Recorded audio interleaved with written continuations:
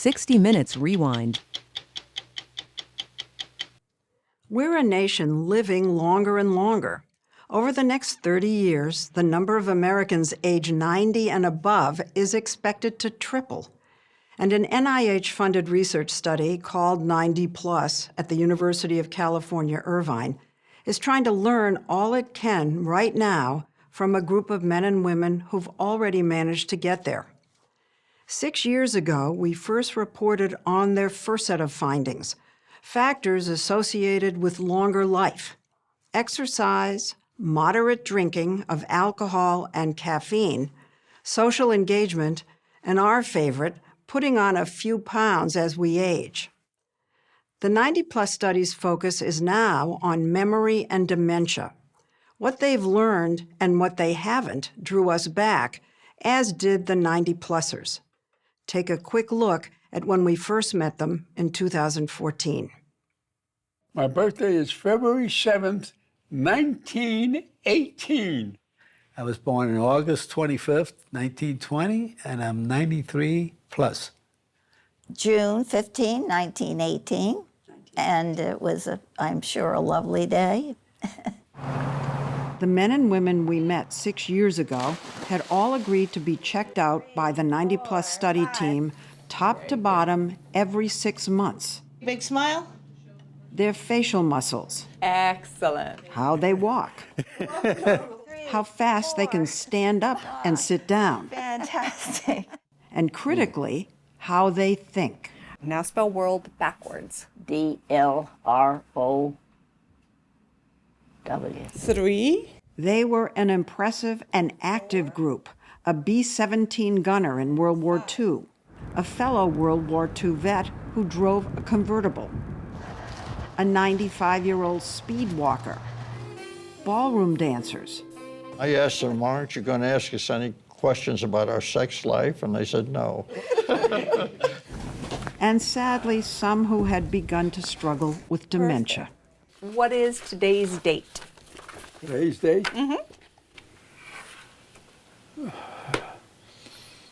Today's date.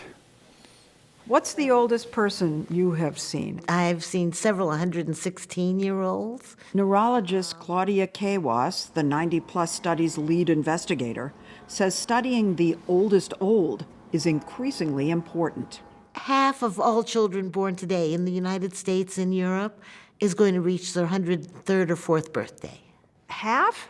Yes. Half the children born today are going to live to 100? To 103 or 4.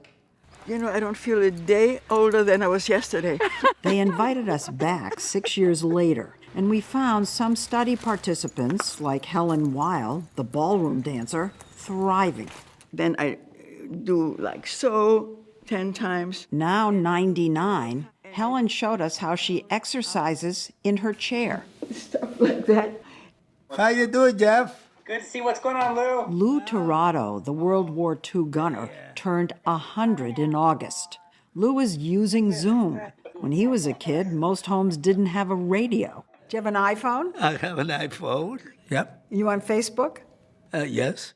Do you use Siri? Yeah, I tell her every evening, wake me up at 6:30 tomorrow morning. And she does? Yes. Who is our current president? President is Trump. Who was the president before Trump? Obama. Because of COVID-19, the 90 Plus study is doing cognitive tests by phone. To subtract 7 from 100. Lou and Helen ace them. And keep subtracting 7. 93, 86, 79. Her memory is better than mine. But one of our favorite 90 Plusers from 6 years ago, Lesley Stahl, is not so lucky. Back then, at 95, she was zipping around in her lime green bug. I am flying all over the place. But today, at 102, she didn't remember our having met. And what is your first name? Lesley. That's a nice name. Thank you. Ruthie is as charming and upbeat as ever, but her memory is failing. The current president or the president before him? I'll take either. No, I can't. Do you remember your parents? No. No. Oh my. It's funny, I don't remember them.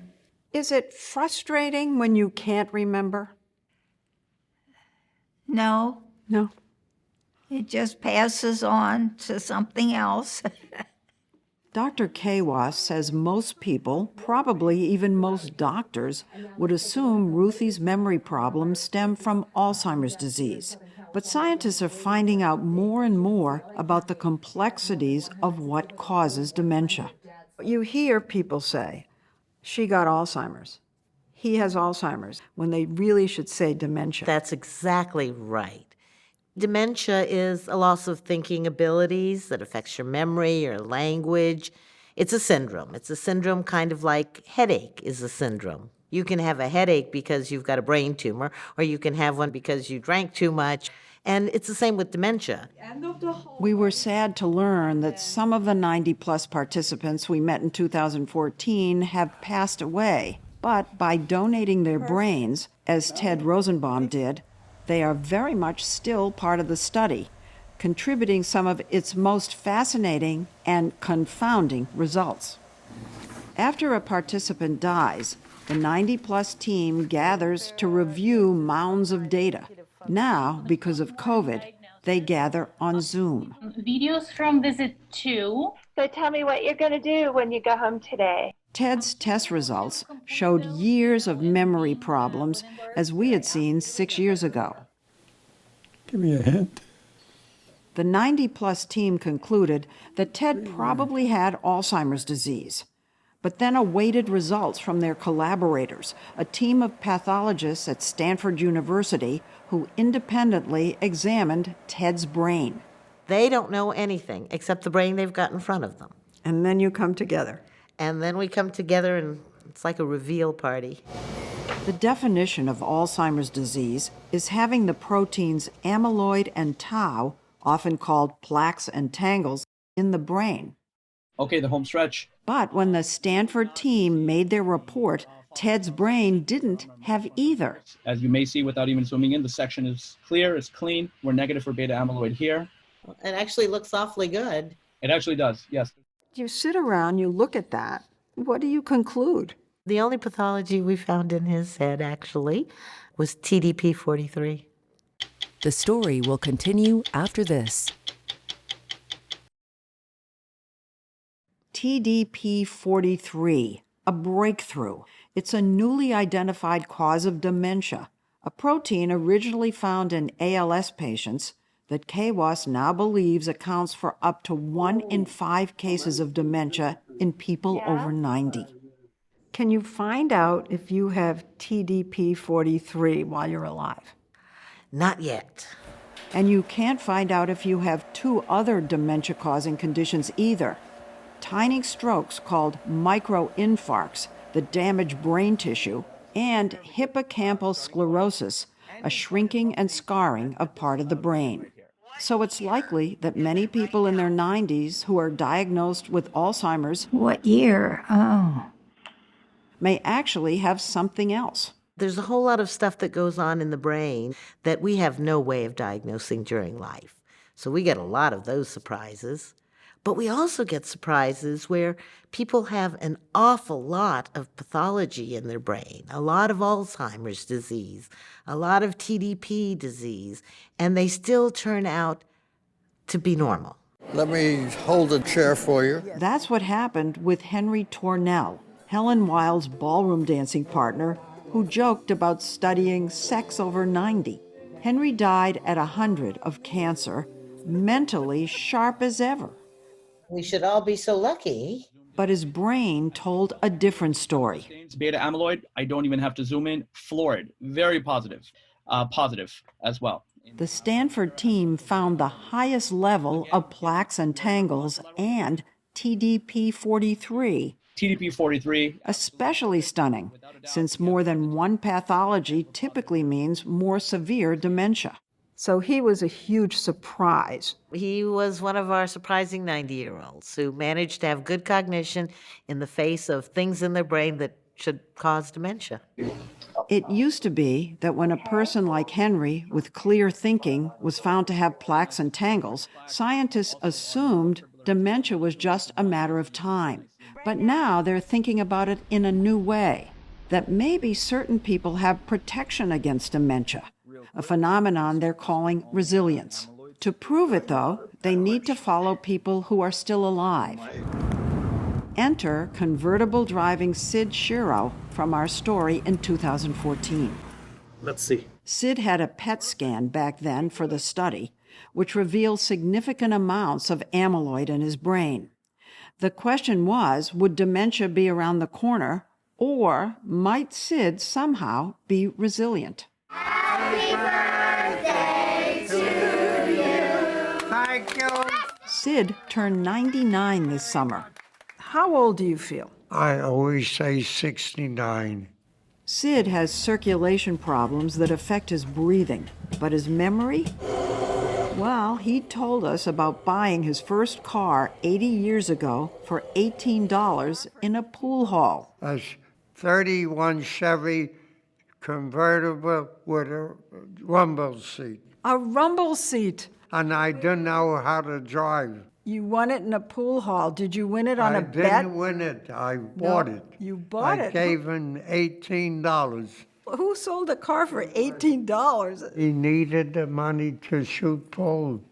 So I know he's got at least 2 pathologies in his head. I know he's got, probably high amounts of Alzheimer's, and I know he's got some vascular disease. And we tested him just a couple weeks ago, and Good morning. he did great. Please tell me how many nickels in a dollar? 20. How many quarters in Four. $6.75? 27. Oh, you are quick. So is that resilience? I think that is definitely resilience. Sid might be what resilience is all about. Could it be a gene? It absolutely could be, or maybe even more likely, multiple genes or combinations of genes. Here's my observation. Okay. You knew more 6 years ago than you do now. There are just so many questions that we don't know the answers to. More questions. That is really a brilliant observation. And what science is all about. For every new answer, 2 new questions. For every new discovery, like TDP-43 dementia, and especially resilience, new mysteries to solve.